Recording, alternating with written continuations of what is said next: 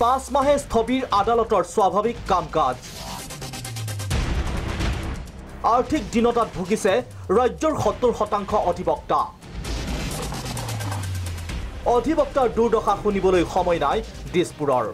Corona মহামাৰী আৰু লকডাউনৰ বাবে প্ৰায় 5 মাহ ধৰি স্বাভাৱিক হোৱা নাই আদালতৰ কাম-কাজ। দৈনন্দিন আয়ৰ ওপৰত ভৰসা ৰাজ্যৰ লক্ষ লক্ষ অধিবক্তাৰ। কিন্তু সুদীৰ্ঘদিন এক প্ৰকাৰ আদালতসমূহ বন্ধ থকাত আৰ্থিকভাৱে জুৰুলা হৈ পৰিছে গৰিষ্ঠ সংখ্যক অধিবক্তা।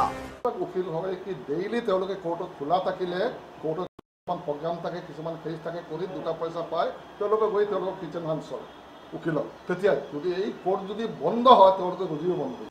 বুধবাৰে কেইবাটাও অধিবক্তা সন্থাৰ উদ্যোগত অনুষ্ঠিত সংবাদমেলত অধিবক্তা সমাজৰ অনুৰোধ উপেক্ষা মুখ্য ন্যায়াধীশৰ।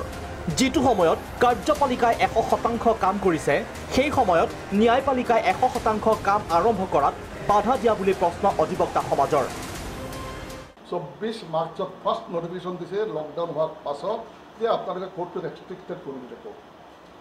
তাৰ পাছত আকৌ দিলে নটিফিকেশ্যন কাৰ্ড দিলে। নটিফিকেশ্যনৰ মাজত অলপ মাজে মাজে ৰিলেক্স হয়, মডিফাই কৰে, কিন্তু ফিজিকেল কোৰ্ট মানে কোৰ্ট এটা মানুহ কোৰ্টত যাব পাৰিব, তাতে গৈ কথা পাতিব পাৰিব, ভালদৰে আৰ্গুমেণ্ট কৰিব পাৰিব। বিশেষকৈ হাইকোৰ্টত ইমান প্ৰব্লেম নহয়, তলৰ কোৰ্টত জেগা থাকে, ক্লায়েণ্ট আহিব লাগে, সাক্ষী লাগে। হাইকোৰ্টত সাক্ষী নালাগে, তলৰ কোৰ্টত সাক্ষী লাগে। তো এইবোৰ আহিলে বহুত ধৰণৰ মানুহ কোৰ্টখন খোলা থাকিব লাগিব, বাৰখন খোলা থাকিব লাগিব, এটা পৰিৱেশ থাকিব লাগে।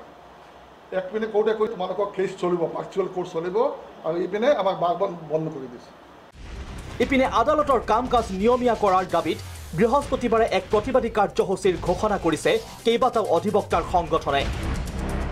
ভিডিঅ' জাৰ্নেলিষ্ট আজাহাৰৰ সহযোগত নীলকমল কলিতা, প্ৰাগ নিউজ।